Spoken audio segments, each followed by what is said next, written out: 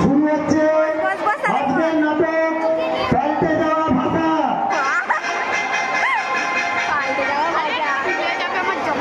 দিগলহাটি গ্রামের দক্ষিণে নদী, দক্ষিণ আর পূর্ব দিকে আছে বিস্তৃত জঙ্গল, আর পশ্চিম দিকে আছে একটি পাহাড়। পাহাড়ের তলায় কয়লার খনি। এত প্রাকৃতিক সম্পদের প্রাচুর্যের জন্য ব্রিটিশ সরকার তার নিজেই কালেক্টর রেখে এই অঞ্চলে জমিদারি চালাতেন। সম্প্রতি এক নব্য জমিদার মশাই, যাকে কিনা ব্রিটিশ সরকারই নিযুক্ত করেছেন, তিনি সাধারণ নবীর সভার আয়োজন করেছেন। এই সভার কারণ হল ব্রিটিশ জমিদার মশাই তার সিংহাসনে বসার সঙ্গে সঙ্গেই খাজনা বাড়িয়ে দ্বিগুণ করেছেন, বন্ধকি কারবারে সুদের হার বাড়িয়েছেন। এইসব বিষয় নিয়ে প্রজাদের মনে বিভিন্ন অশান্তি। তাই এই সভার ফলে প্রথম প্রবেশ করবেন জমিদার মশাই।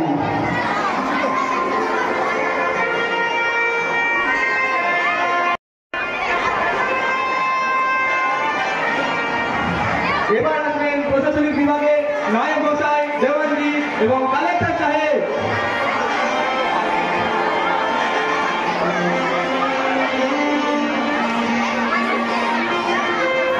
সভা আলো করে থাকা বিভিন্ন জ্ঞানী জন, শিল্পী, কবরেজ, নাট্যকার। প্রথমে ডেকে নেব শিল্পী রবীন্দ্র নারায়ণকে। এবার আসবেন নাট্যকার জ্ঞানবর্ধ চাটুর্যে এবং মুকুন্দ কবরেজ।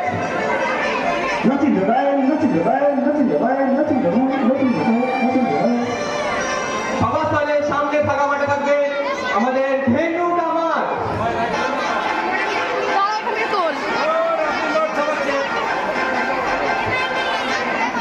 এবং ধেনু কামারের পাশে থাকবে সাধারণ জনগণ।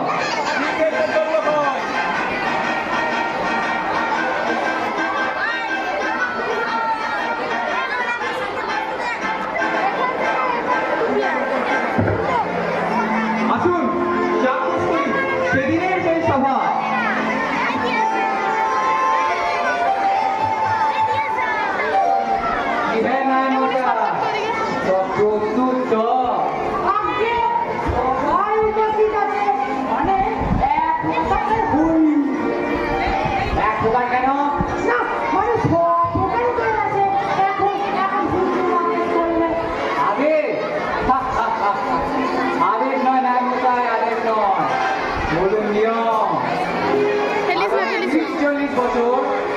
এভাবেই চলবে, তাই আমি আদেশ না বলে নিয়ম বলায় উপেক্ষা করুন।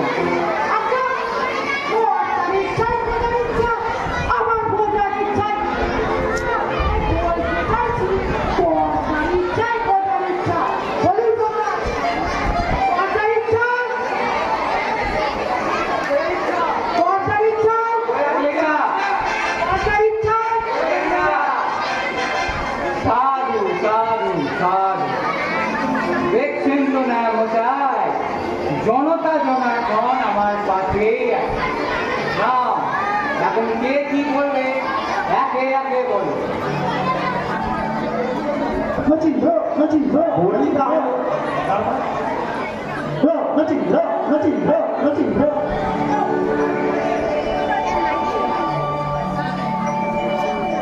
যদি অভয় দেন তবে তবে দু এক কথা বলি কথা মতো। আরে বলো রে ভাইয়া বলো, তোমরা হয়ে গিয়ে শিল্পী মানুষ, তোমরাই তো বলবে। বলো ভাইয়া বলো। শুরু করি তাহলে। এই দিগলহাটির জনতা, এই দিগলহাটির জনতা ছিল যে থাকে, যতই তারা ঠকুক থাকবে থাকবে আপনার সাথে।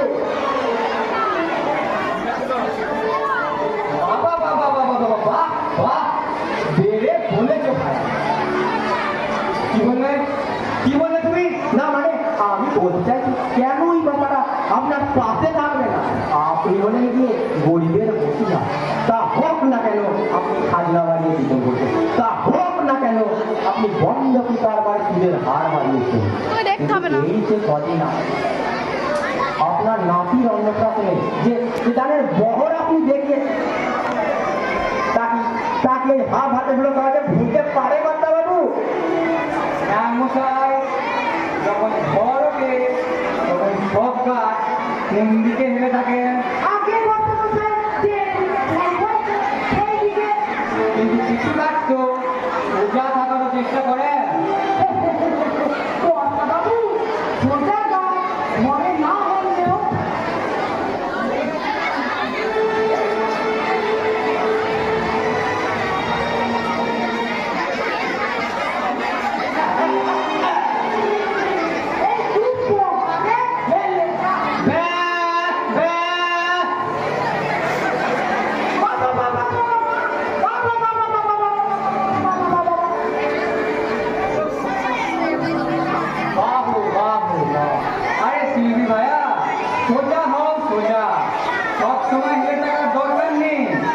যখন দরকার করবে তখন হেললেই চলবে। তোমার এই নতুন যন্ত্রটাকে সবাইকে একটা গান শুনি দাও দেখি। দাও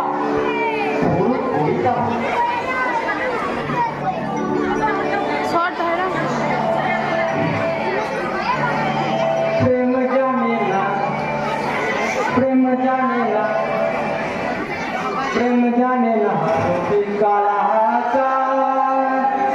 প্রেম জানে না, প্রেম জানে না কালা কালা ঝুঁকা থাকে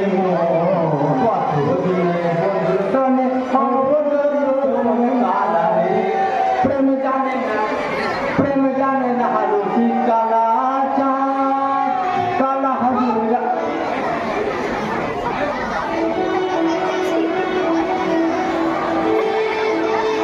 আরে ভাইয়া কালাটা প্রেম জানে না তো, কে প্রেম জানে? ভাষাটা পাল্টাতে হবে। ভাষা পাল্টাবো? আর ভাত পাল্টাবে।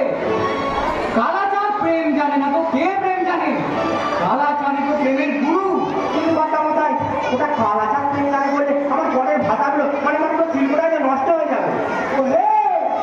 তোমার কাঁধে যে যন্ত্রটা ঝুলছে না, যার সাথে তুমি তো ক্রীড়া শিখতে পারছ, ওটা বাবা কোথা থেকে এলো? মানে কথা মতো মানে কথা কোথায় কিনেছে? মানে তাহেরা সরাই তো একটু ফ্যাশনটা দিই স্যারের ফোনটা ভিডিও কালাচাঁদ প্রেম জানে, কারণ তোমার কাঁধে যে যন্ত্রটা ঝুলছে না, ওটা বাদ্যযন্ত্র নয়, ওটা কথা কোথায় ঝুলছে? বুঝেছো? বুঝেছি বুঝেছি বুঝেছি। সাধু সাধু সাধু, চলে এবার খাওয়া।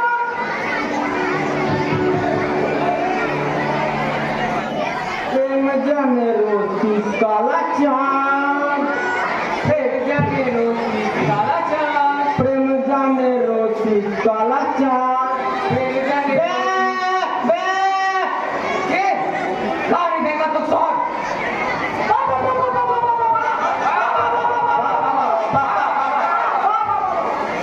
ওহো বাবা বাবা, আরে গাও হে ভায়া গাও। প্রেম জানে, প্রেম জানে, প্রেম জানে, প্রেম জানে। আহা বলোটা কি?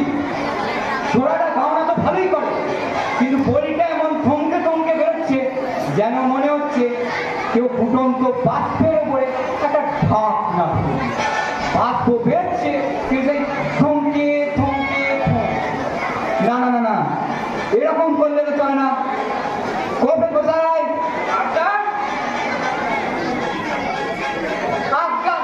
আরে দাঁড়িয়ে দেখছো কি? গাও না দেখি একে ফোটা নাচ ভূমিকা।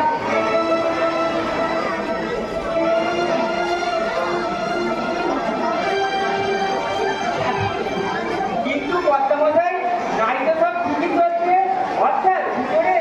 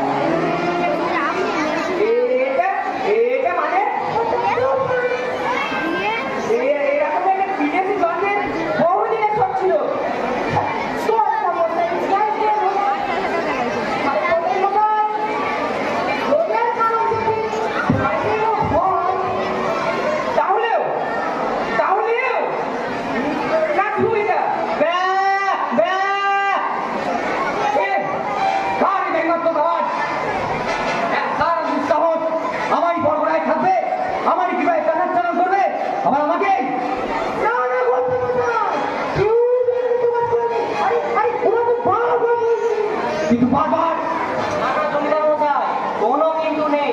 নায়েব মশাই সঠিক কথাই বলেছে, সবাই ঘন্টি ঘন্টি করছে।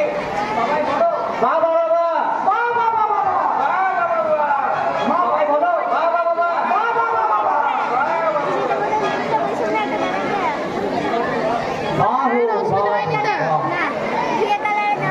তাহলে কোবরে কোথায়? সরকারি কোষাগারের খরচা, সরকারি কোষাগারের খরচায় ছেলে জীবে দুবোটা নাচ ভূমিকা।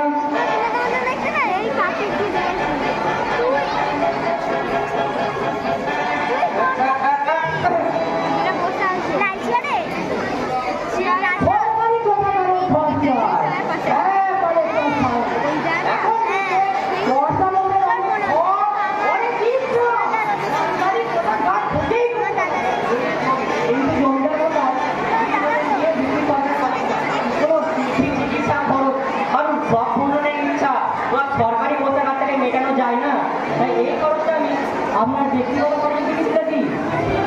কালেক্টর সাহেব, আপনি কতদিন ধরে কাছারির খাতা ফেলছেন? আচ্ছা, প্রায় 30 বছর।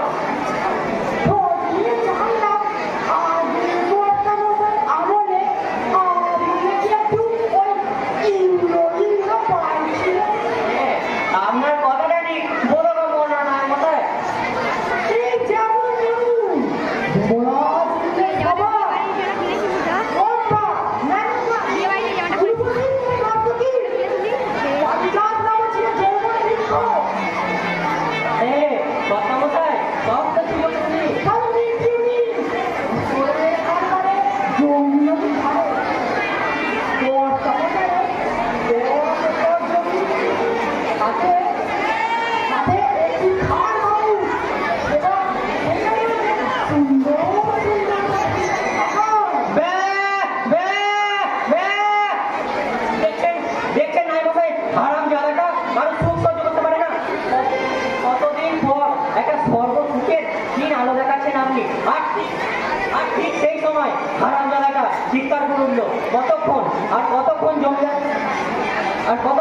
জমিদার মশাইয়ের কাছ থেকে হারামজাদাটাকে আড়াই করে রাখবো, বলুন দেখি। আরে কে বলেছে আড়াই করতে? তবে দিন পেটাকে কারণে পড়ে দেওয়ানজি, দেওয়ানজি আজকে দেওয়ানজিকে খবর খালিয়ে আসতে চাইবে, খাবার চালিয়ে আসতে চাইবে, তো দেখা যাচ্ছে না কেন? দেখা যাচ্ছে না, দেখা গেলে এখন হারামজাদাটাকে ফৌজদারি মামলা দিয়ে গাড়ি ঢুকিয়ে দিতে। যা কত ব্যবহার করবি ওই গাড়িটা ভেতর দিয়ে করবে, যা দেখি সব। ও তো কাজ করে যাচ্ছে, ও তো কিছু ঝামেলা করেনি, ও কিছু বাদ বলতে চাইছে। उसकी बात जलता की बात लगता एक ही है, लगता है अभी लगता है। बेटा মনে হচ্ছে এই মাত্র কবিতা মিছিল থেকে তোকে বললো। আচ্ছা দেওয়ানজি, গত 5 বছর ধরে ওই দক্ষিণ দিকের জঙ্গলের যারা কে নিয়েছে? ওই পাহাড়ের নিচে কয়লা খনি দেখলে কার উপর আছে? মানে বলতে চাই ওই হারাম জায়গাটা তখন থেকে জানাতে ঝামেলার চেষ্টা করছে। কেমন ভাবে জানাতে খাবাচ্ছে? আরে দেখবো কি, ব্যাটাকে এক্ষুনি জানাতে ধরো। তুই সে থেকে ব্যবসা করিস কেন রে? হুজুর, আমি তো ব্যবসা করিনি। তো কে ব্যবসা করছে? আমার 14 গোষ্ঠী ব্যবসা করছে। হারাম জায়গা তোর জন্য, শুধুমাত্র তোর জন্য। আমার গোয়াল ঘরের পিছনের দিকে দরজা বন্ধ হয়ে যাওয়ার জন্য হয়েছে। গোয়ালের দরজা দিয়ে জঙ্গল খনি লক্ষ লক্ষ টাকা ঝড়ের গতিতে হু হু করে প্রবেশ করেছে। আর ঠিক সেই সময় কিনা না হুজুর, আমি তো সারাদিন আমার কাজ নিয়েই ব্যস্ত থাকি, আর এটাই অনুভব করার চেষ্টা করি। তা কি মহাভাব তোমার পঞ্চাশে ধাক্কা মারে শুনি? রাজমিস্ত্রি, শ্রমিক মজুর সকলে তারা তাদের হাতিয়ার আমার কাছে স্নান দেওয়ার জন্য দিয়ে যায়। আমি সারাদিন তাদের সেই হাতিয়ার স্নান দিই, আর এটাই অনুভব করার চেষ্টা করি কার কতটা ঘামরক্তের বিনিময়ে কতটা হাতিয়ারের ক্ষয় হয়েছে। হাতিয়ারটা হয়তো সবার আলাদা, কিন্তু আমার রক্তের ভাষাটা সেটা সবারই এক। আর এই সকল ভাষায় মিশে গিয়ে একটা কান্না, ঘেন্না, ক্ষোভ, একটা বিস্তিরে আওয়াজ বের হচ্ছে। ব্যাটায় সর্বকর্ম সমন্বয় করে এখন শনির বিশ্বকর্মা হয়ে উঠেছে। দে দে বলছি, হাজার বেতন দে।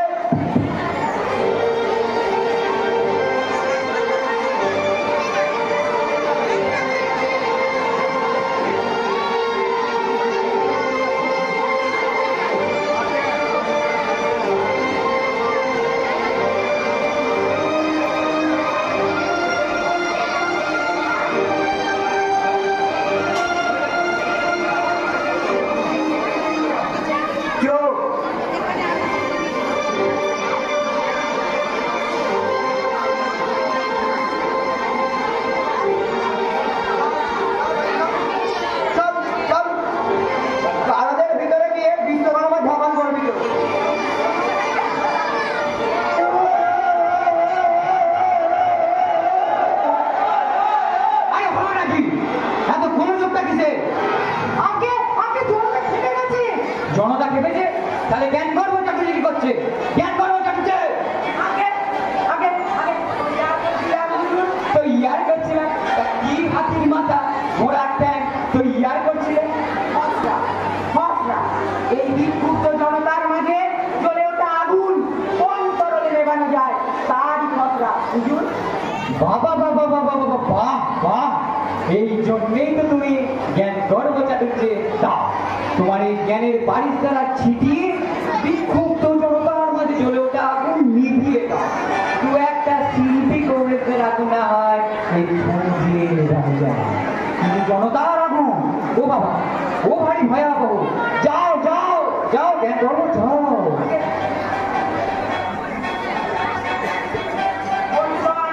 মাগণ, আইগণ, বোনগণ, আপনারা শান্ত হন। দয়া করে আপনারা চুপ করে বসুন। আপনারা আমার কথাটা শুনুন। আমি হলাম জ্ঞান গর্ব চাটুর্য। আপনারা জানেন আমি অনেক গল্প, কবিতা, নাটক লিখেছি। আর এই সমস্ত লেখায় আমি আপনাদের মতন গরিব, অসহায়, শ্রমিক, কৃষকের জীবন যন্ত্রণার কথা তুলে ধরেছি। অতএব এই লেখা থেকে খুব স্পষ্টভাবে বোঝা যায় আমি আপনাদের কতটা ভালো চাই। আমি আপনাদের ভালো চাই। দয়া করে আপনারা আমার কথাটা শুনুন। কি মুশকিল!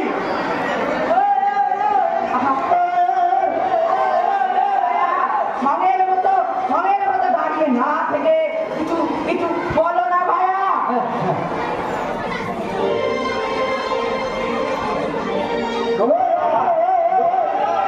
নমস্কার, আপনারা একটু চুপ করুন। নমস্কার, আমি রচিন্দ্র গায়েন। আরে কি মুশকিল, আমি রচিন্দ্র গায়েন। আমি আপনাদের জন্য অনেক গান গেয়েছি, যাতে আপনাদের হাতের প্রতিবাদের হাতে আর হয়ে উঠেছিল। কি মুশকিল, একটু আগে আমাকে দেখি তো আপনারা উঠে দিতে হয়েছে।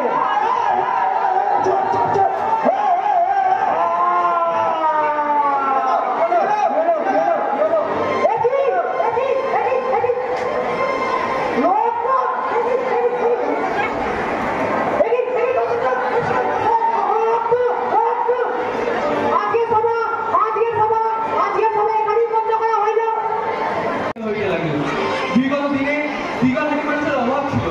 তীব্র জীবন সংগ্রামের মধ্যে দিয়েও তারা সংসার নির্বাহ করত। কিন্তু সেই সকল তীব্র জীবন সংগ্রামের মধ্যেও তারা রবীন্দ্র গানের সুর ভাষা, জ্ঞান কর্মের নাটক, গল্প, মুকুন্দ কবিতার স্বাস্থ্য পরিষেবা এসবের মধ্যে খুঁজে পেত এক বিরাট ছায়া। আর সেই ছায়ার তারা অনুভব করত এক বড় শান্তির শীতলতা। কিন্তু সেদিনের সভায় একে রবীন্দ্র গায়েন, মুকুন্দ কংগ্রেস, জ্ঞান কর্ম চাকরিছে, দেওয়ানজি, এমনকি কালেক্টর সাহেব পর্যন্ত তাদের সেই ছায়া দেওয়ার ক্ষমতাকে ওই জমিদারের ছায়া তলে নিমজ্জিত করলো। সেই দিন দিগলহাটির জনতা গভীর হতাশার অন্ধকারে ঢুকে গেল। এবং সেদিনের সভায় ফেরু কামারের হাত থেকে রাজমিস্ত্রির ছেনি, মেহের মজুরের কোদাল, শ্রমিকের হাতুড়ি কেড়ে নেওয়ার পর থেকে তারা অনুভব করলো তারা তাদের স্বাধীনতা হারিয়ে গেল। এইসব বিষয় অনুভব করার পর থেকে তারা তাদের বিক্ষোভের আগুনে প্রজ্বলিত করলো। তাদের হতাশার অন্ধকারকে দূরে সরিয়ে তাদের মনের মধ্যে জ্বলে ওঠা প্রজ্বলিত আগুন তারা তার মধ্যে জাত ঘেন্না যুদ্ধ হিংসা সব ভরে তৈরি করলে এক বিদ্রোহের গান। আর সেই গান গাইতে গাইতে তারা কালেক্টর যখন যাবি আমায় বলে যাবি, হ্যাঁ, হাতটা ঘেরাও করলো। ওই দেখতে পাই না। তারপর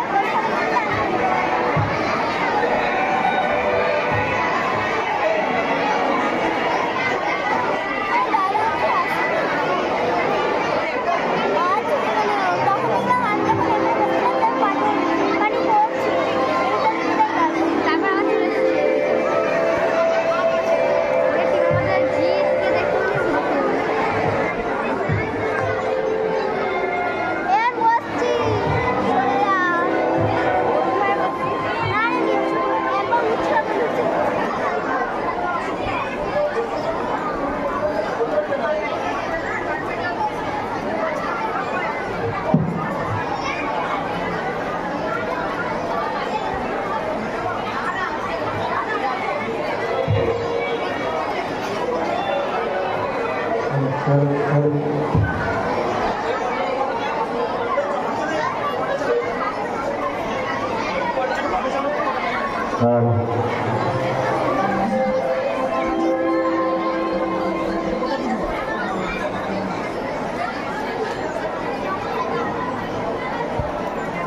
নাচবি তো?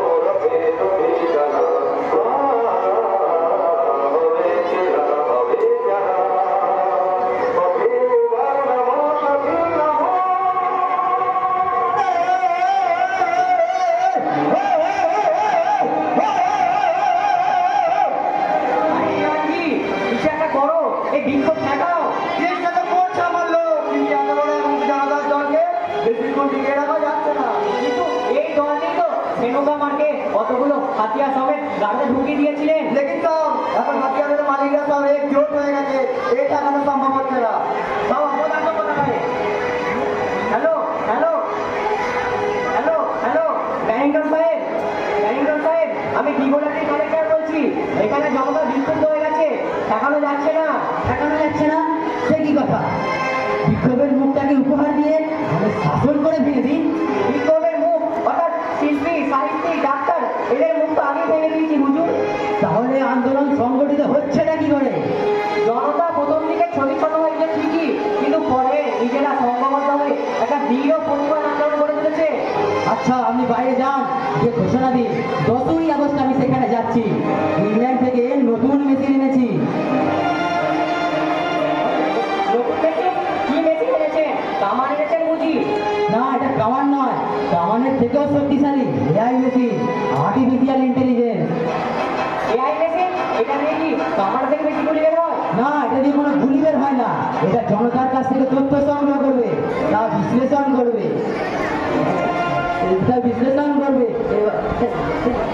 এবং বিক্ষোভের কারণ বুঝে তা প্রতিবিধান করার চেষ্টা করবে। যান যান, আপনি বাইরে যান, গিয়ে ঘোষণা দিন।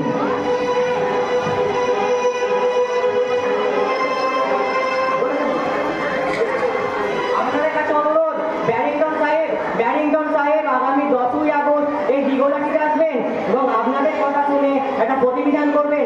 তাই ব্যারিংটন সাহেবের অনুরোধ, আপনারা এখন শান্ত হন, তাই বাড়ি যান, শান্ত হয়ে বাড়ি যান। সাহেবের আসার কথা শুনে সেদিনকার নতুন মতো জনতা একে একে বাড়ি ফিরে গেল।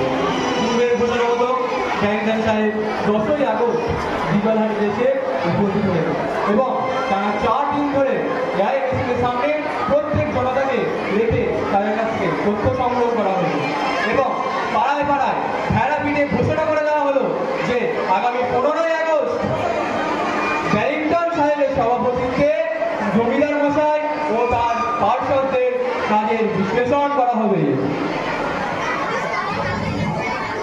বন্ধুগণ, আমি ব্যারিংটন সাহেব। আমার জন্ম ইংল্যান্ডে হলেও দীর্ঘদিন এদেশে থাকার সুবাদে দেশের ভাষা, সংস্কৃতি আমি বেশ ভালোভাবেই রপ্ত করেছি।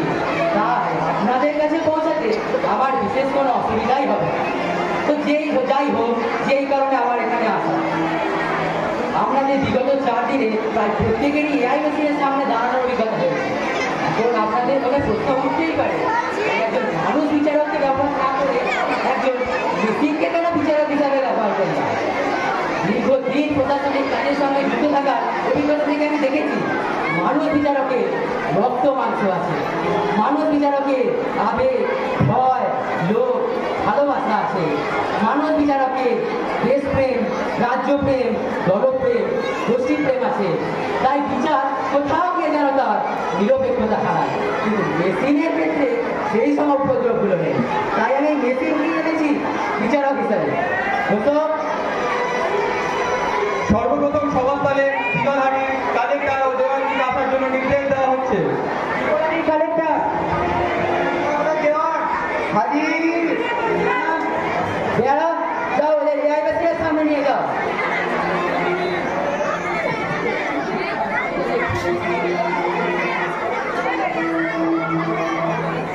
একজন কালেক্টর, একজন দেওয়ানজি, এনারা দুজনেই ব্রিটিশ সরকারের বেতন নেন, অথচ বিশেষ ফ্যানের জমিদারে। এদের বিশেষ কপি পিডিএফ আমি দিয়ে দিলাম, যেখানে যেখানে বেনিও সেখানে সেখানে লাল কালি দাগ রইল।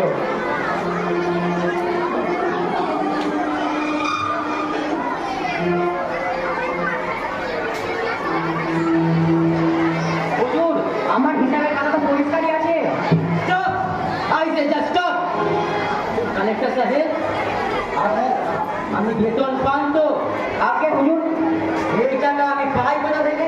আগে জনগণটা খাজনা থাকে হুজুর। তাহলে সেই টাকায় জমিদারের সব পূরণ হয়েছে কেন? শিল্পীর চিকিৎসার খরচ হয়েছে কেন?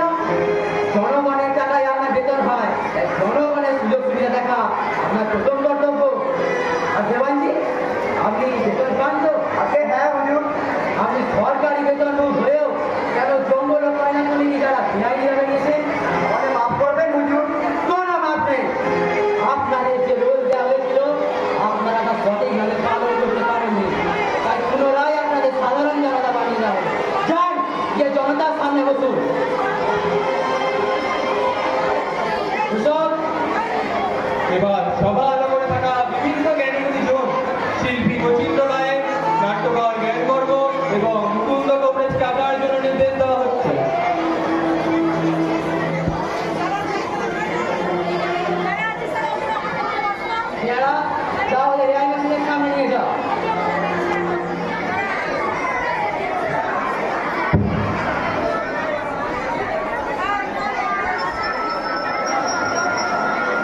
বিখ্যাত গায়ক মচিন্দ্র গায়েন, বিখ্যাত নাট্যকার জ্ঞান গর্ব চাটুর্যে, অসামান্য নারীগান সম্পন্ন কবিরাজ মুকুন্দ কবিরাজ, দয়া করে আমার যান্ত্রিক সুইচটা অফ করে ইমোশন ও কালচারের সুইচটা অন করে দিন।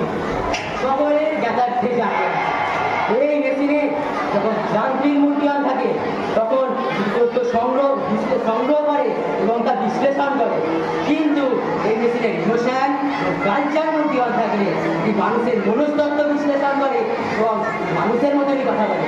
যারা যাও মেশিনের ইমোশন এবং কালচার মূর্তি অন করে দাও।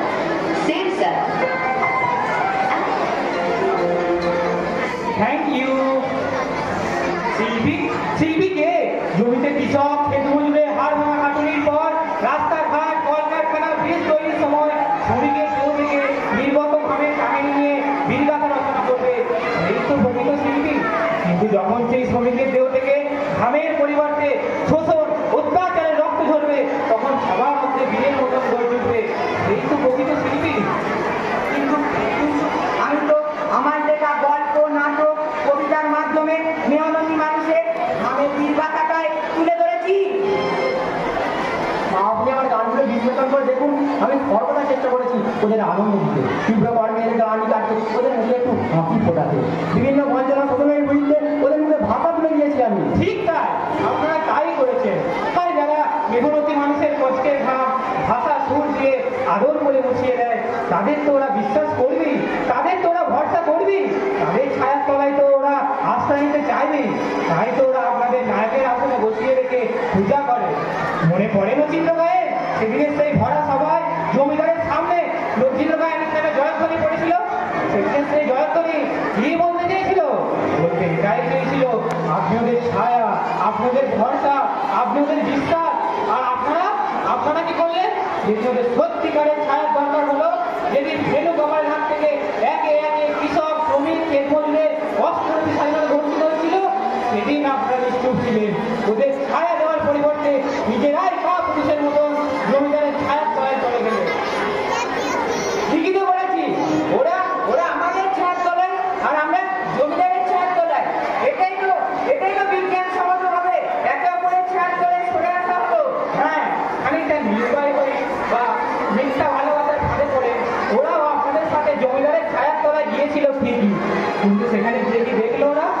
আপনারা শুধু একের পর এক উপহার পাচ্ছেন, কিন্তু শোষিত হচ্ছে না। আর ওরা মাঝে মাঝে ভিক্ষা ছুঁড়ে দেওয়ার নামে দু একটা উপহার পাচ্ছে ঠিকই, কিন্তু তার চেয়েও দ্বিগুণ হারে তারা শোষিত হচ্ছে। এবার এই মিথ্যে তারা ধরে ফেলেছে। সৎ সাহস থাকে তাহলে অন্তত একবার জমিদারের পায়ের তলা সুখাসন ছেড়ে ঠিক তারা সোজা করে জনগণের মুখোমুখি হন। যান গিয়ে ওদের সামনে গিয়ে দাঁড়ান, যান।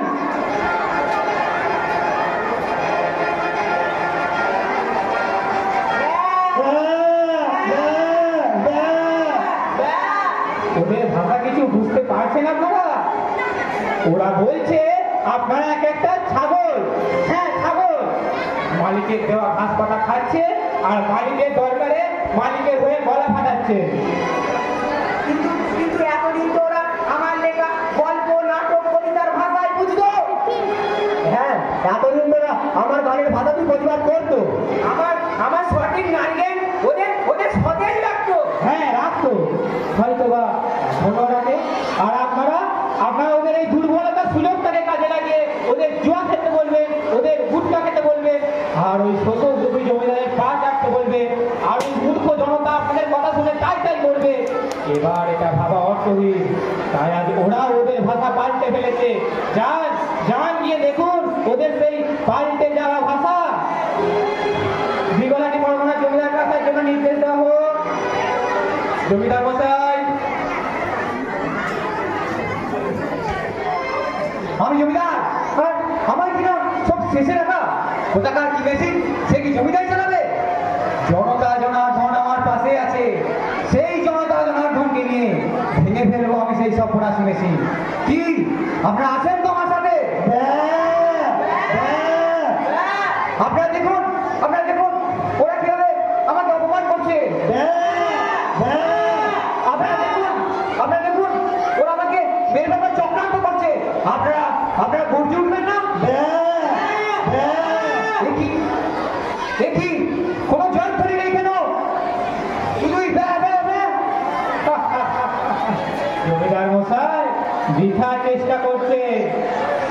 সাহিত্যিকের ভুল ধরা আপনার কাজ নয়।